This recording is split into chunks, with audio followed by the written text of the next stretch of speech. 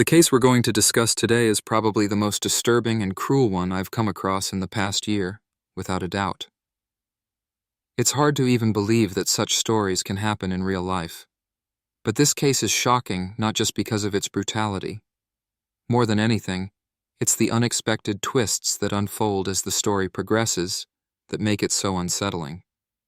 It all begins in a small town called Kujim.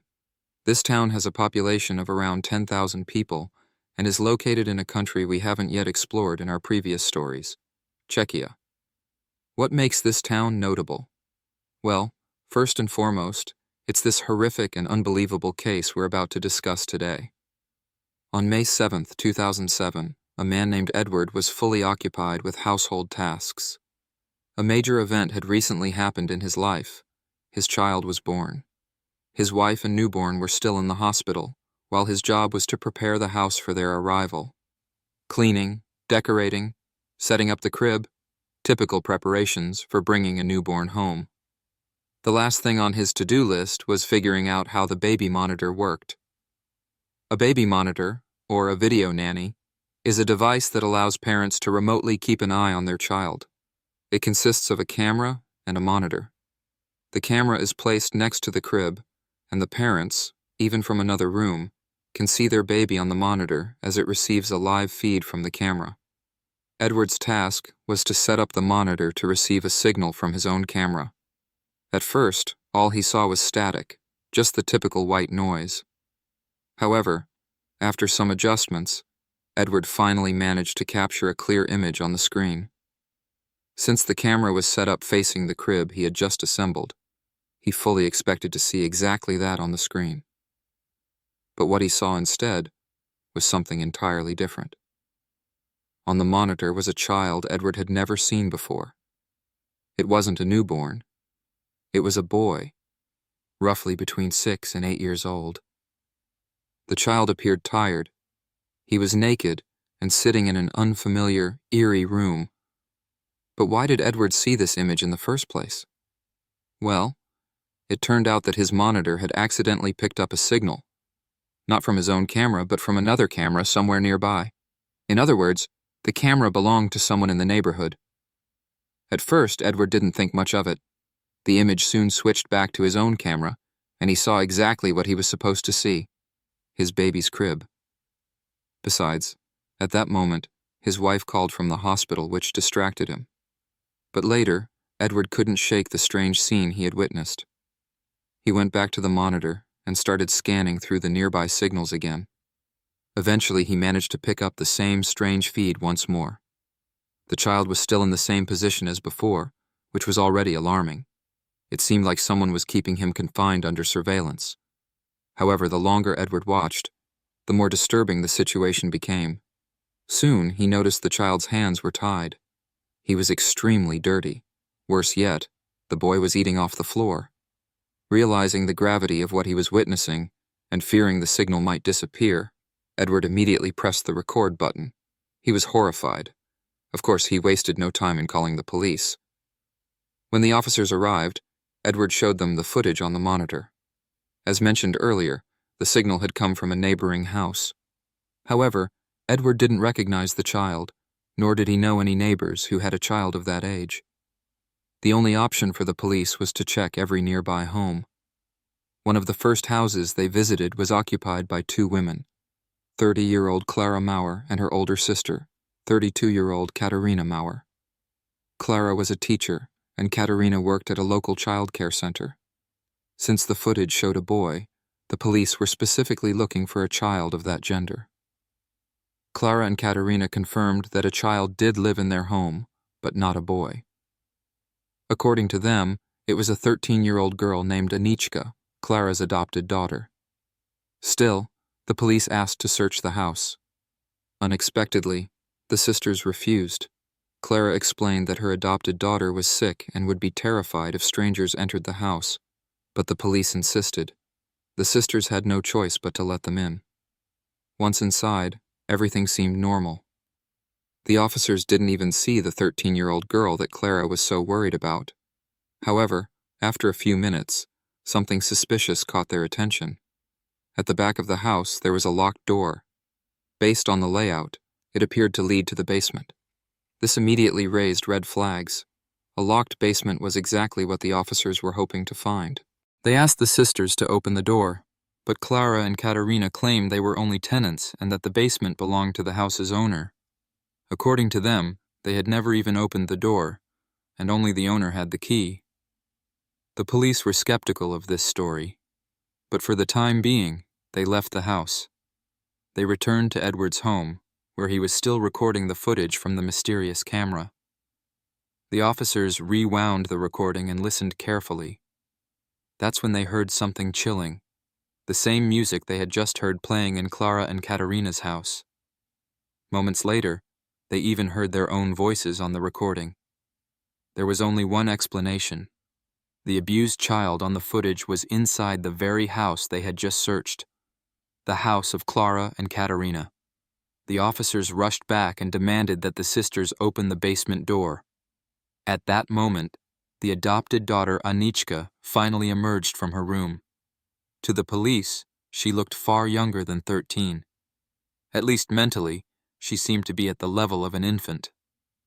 She crawled on all fours, cried out, "Mama! Mama!" and clung to her Aunt Katerina like a small child.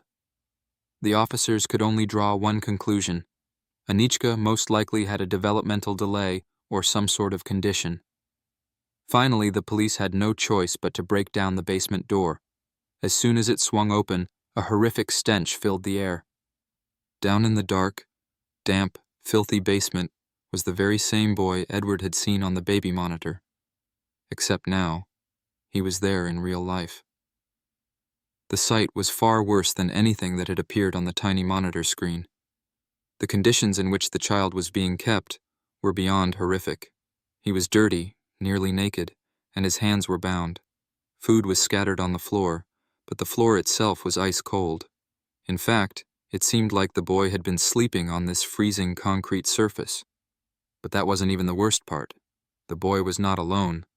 The first child, the one originally seen on the footage, was 8-year-old Andrei. But with him in the basement was another child, his 6-year-old brother, Jakub. Both boys were the biological children of one of the sisters. Clara and Katerina were immediately arrested. The police asked Clara why the children were locked in the basement. She simply responded with a cryptic statement, "No matter what I say, you won't understand." A chilling question remained: what on earth was happening in this house? As soon as the news broke, the quiet town of Kujim was thrown into the spotlight. This story was met with horror and confusion. How could someone inflict such suffering on their own children, pushing them to the brink of survival? That was the question, and the answer was yet to be uncovered. And if you think the most brutal and shocking part has already been told, believe me, everything you've heard so far is just the beginning. Andrei, Jakub, and Anna were placed in an orphanage. Despite the fact that the two boys had endured horrific physical abuse, they remained relatively calm and friendly. Upon initial examination, scars were also found on Anna's body, though they were not as fresh as those on the boys. Judging by her unstable behavior, it was clear that she had suffered more psychologically than physically. But then, an unexpected twist occurred. 13-year-old Anna suddenly vanished from the orphanage. However, vanished might not be the right word. Given her fragile condition, it would have been nearly impossible for Anna to escape on her own. This could only mean one thing: someone had taken her. A large-scale search for the vulnerable young girl began immediately. At the same time, psychologists and police officers started working with Andrei, Jakub, Clara, and Katerina. Eventually, the authorities managed to piece together a truly horrifying reality. At first, things hadn't seemed so bad, quite the opposite, in fact. Clara had been a loving mother to her sons, Andrei and Jakub. They had never lacked anything, participated in sports, attended summer camps, and went to school. Clara cared for them deeply. However, she sometimes had conflicts with the boys' father. This was largely due to the fact that Clara and her sister, Katerina, were deeply religious. Katerina believed she had been given a divine mission, but Clara's husband did not share these views, leading to frequent arguments sometimes even physical altercations, which ultimately resulted in their divorce. Still, Clara's unusual beliefs had never affected her sons. As already mentioned, she had always treated them with love and care. However, as you may have guessed, something changed. In mid-2005, Clara visited her sister Katerina, who was not yet living with her at the time. To her surprise, she found a 13-year-old girl named Anna in Katerina's home. Katerina explained that she had met Anna at the children's center where she worked. Anna had endured a tragic life. She was an orphan from Norway. Both of her parents had been alcoholics, and as a child she had suffered terrible abuse at their hands. After her parents died, she was trafficked into sexual slavery, sold from one owner to another across various European countries, until she eventually ended up in the Czech Republic. Somehow, she managed to escape and found refuge at the children's center where Katerina worked. Moved by Anna's heartbreaking story, Katerina often took her home, and Clara soon developed a deep sympathy for the girl as well. They spent more and more time together, and Katerina noticed that Anna always seemed happier after being with Clara. Eventually, Clara suggested that Anna move in with her. Over time, Clara began treating Anna as her own daughter. Later, Katerina also moved in, and they all started living together under one roof: Clara, Katerina, Anna, Andrei, and Jakub. However, Anna's hardships did not end with her troubled childhood. She suffered from several serious illnesses, including leukemia, kidney failure, and problems with her vision and hearing. Fortunately, Katerina managed to find a doctor willing to take on Anna's treatment. About once a week, Katerina and Anna traveled to see him. However, Clara only met this doctor once, late at night in a hospital parking lot. It was so dark that she couldn't even see his face. Nonetheless, he showed her his diploma and Anna's medical records, which dispelled any doubts she had about his legitimacy. After that, all of their communication took place via text messages. The doctor prescribed various treatments for Anna, some of which were quite unusual. Anna needed to be kept comfortable and allowed plenty of rest, and Clara was instructed to give her full-body massages. The doctor emphasized that it was especially important to massage Anna's intimate areas, claiming that this would make her happier. Without hesitation, Clara followed all of his instructions. However, the doctor later informed her that the treatments were not working. Anna's hearing, kidney function, and heart condition were worsening. This made Clara even more focused on Anna, while her attention toward her own sons, Andrei and Jakub, steadily declined. They spent more and more time with their grandparents, while Clara devoted herself entirely to Anna. Then, the doctor told Clara something shocking. He claimed that her sons were jealous of Anna, and that they had no future except prison. He advised Clara to take extreme measures to cure the boys of their so-called evil spirits. This required strict discipline and severe punishment, supposedly for Anna's well-being. Clara obeyed without question. She began beating the boys for even the smallest infractions, often looking for any excuse to punish them. In addition to physical abuse, she sometimes deprived them of food, even when they behaved properly. Despite Clara's efforts, the doctor was not satisfied. In August 2006, he wrote to her, saying that the punishments were not harsh enough. He insisted that the boys needed shock therapy. This marked the most horrifying turn in the story. The doctor ordered Clara to stop treating them as her children entirely. He instructed her to take them to a remote cabin in the woods. Once again, Clara complied. She took her sons to an isolated cabin near the village of Wieżyczka. There, they were met by Anna, Katerina, and 3 other people who had not yet been mentioned: Hanna Bashova and 2 men, Jan Škrla and Jan Turek. These 3 were acquaintances of Katerina, and they all worked at the same children's center as she did. The shock therapy began immediately upon the boys' arrival. They were placed in a cramped dog cage, where they spent most of their time. They could only kneel, ate from dog bowls, and had to relieve themselves inside the cage. They were strictly forbidden from speaking, to each other or to anyone else in the cabin. The only times they were let out of the cage were for torture sessions. They were forced to fight each other burned with cigarette butts, beaten with sticks and belts, cut with knives, and even gagged with tape. Their hands and feet were tied, but the torture wasn't just physical. At night, they were placed in freshly dug graves, deprived of sleep, and subjected to constant humiliation. This continued for 8 days. But the most horrifying event took place on the final day. That night, the abusers crossed a line so extreme it is almost impossible to comprehend. André was pulled out of the cage and thrown onto the floor.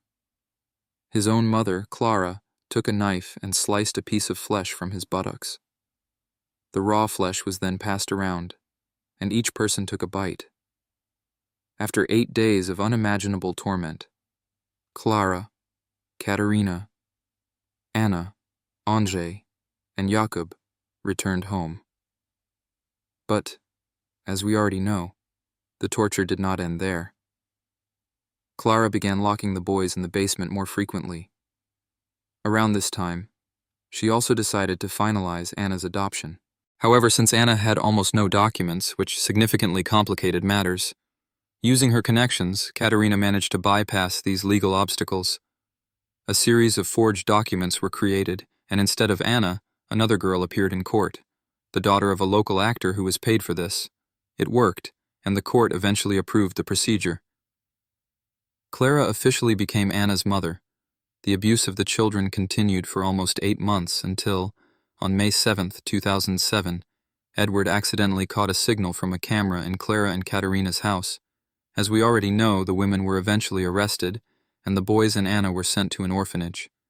Just a couple of days later, Anna disappeared from the orphanage. A little over 6 months after these events, in another country, Norway, in the city of Oslo, a child also went missing from an orphanage. This was a 13-year-old boy named Adam. He hadn't spent much time in the orphanage, only a month. Initially, he had come to the orphanage himself, claiming that his father abused him and even subjected him to sexual violence. After his disappearance, extensive searches began. Adam was eventually found a month later in another Norwegian city, Tromsø. However, the police made an unexpected discovery. This was not a boy, but a girl. It was the same girl who had gone missing from the orphanage in the Czech Republic, Anna. Somehow she had ended up in Norway, where she posed as a boy who had been abused by his parents. In January 2008, she was returned to the Czech Republic. By this time, the Czech police knew a bit more about the 13-year-old Anna. Anna was not her real name. Her actual name was Barbara Shklova. Oh, and one more important detail. She was not 13 years old, but 33. As surprising as it may sound, the girl believed to be 13 was actually older than Clara, the woman who had adopted her. At this point, it would be more accurate to stop calling her Anna and refer to her by her real name, Barbara. After the case received massive media attention, photos and video footage of all the participants were shown everywhere. Given that Barbara, who was still perceived as Anna at the time, disappeared right after the children were freed, her photo appeared in the press more often than others. It was then that the police started receiving unexpected calls. Barbara was recognized by employees of the childcare center where Katerina worked. It turned out that Barbara had also worked there, but only until 2003. After that, she quit, and Katerina began telling everyone that Barbara had died. Of course, she hadn't died, but had instead started preparing a new identity for herself, that of a teenage girl.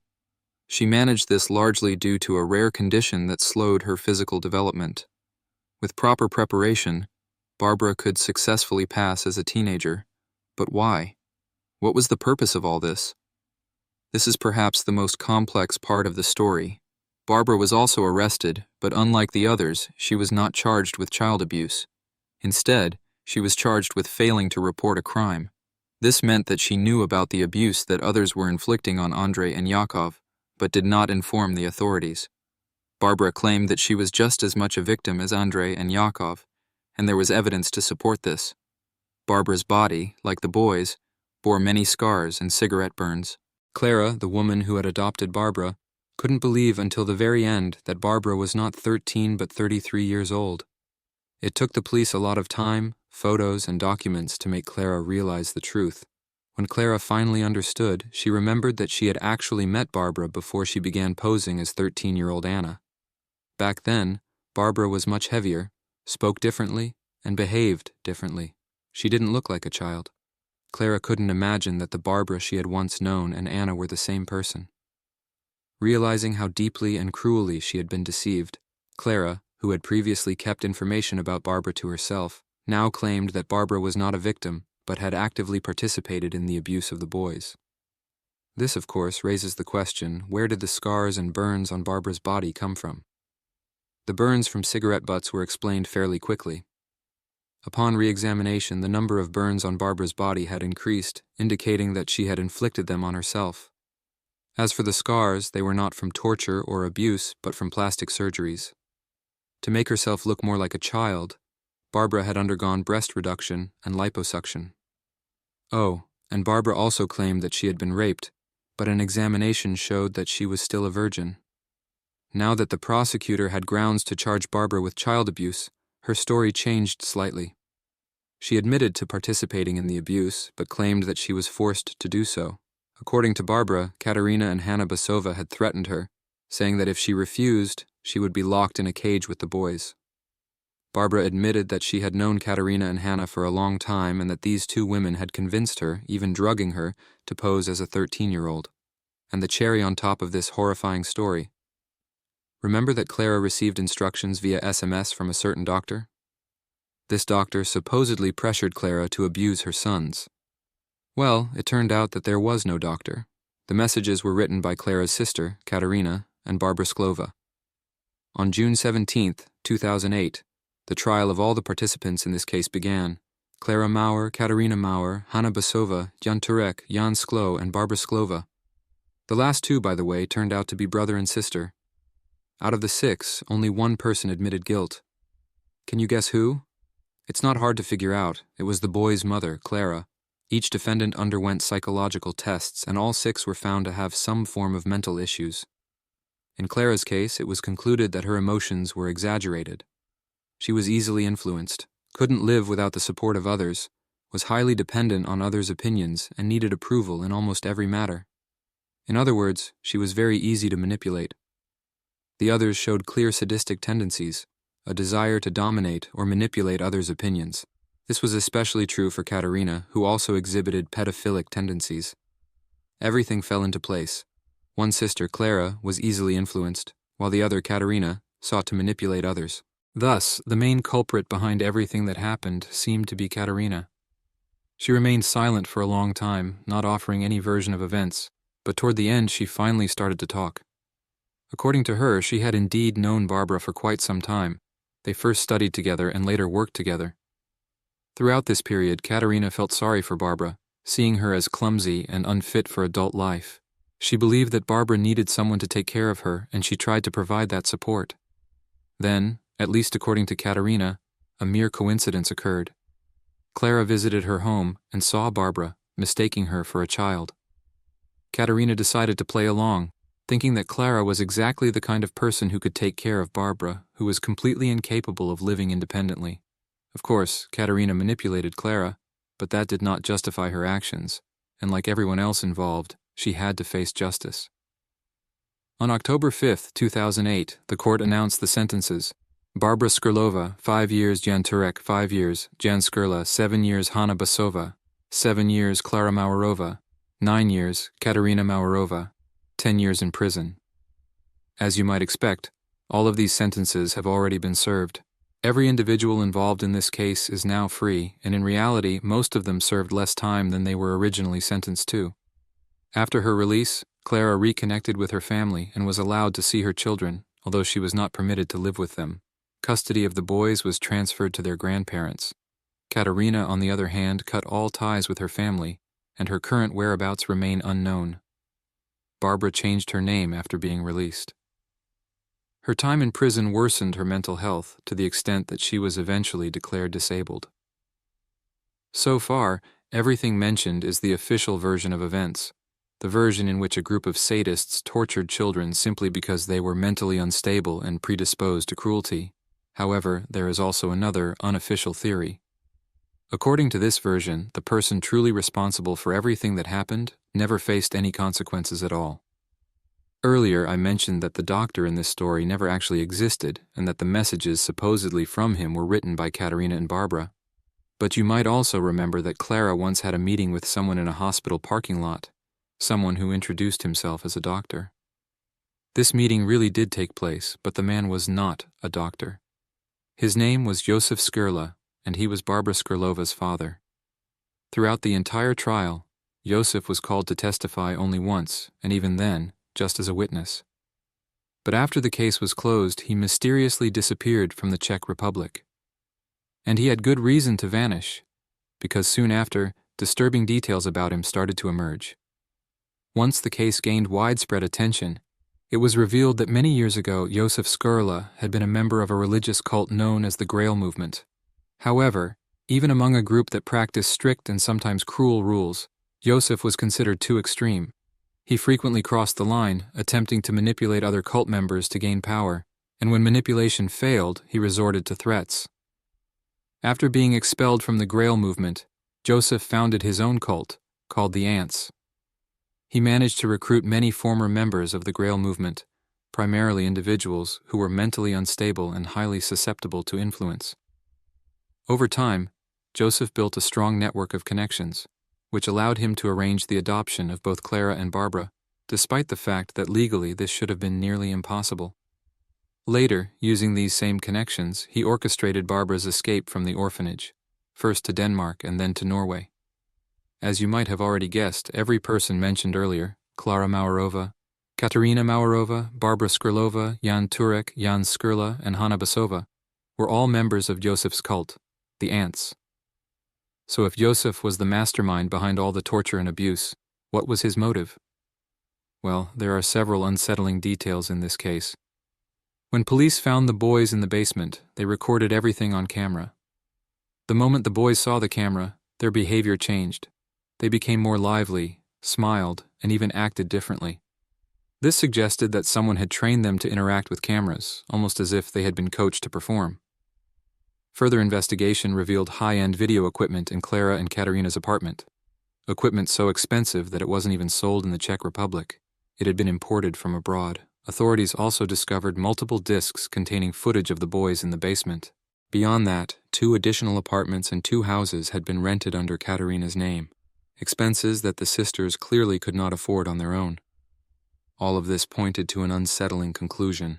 The abuse was being filmed and systematically distributed, most likely sold to various depraved individuals.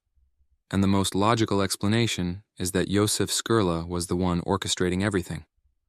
A man who ultimately disappeared and faced no punishment at all.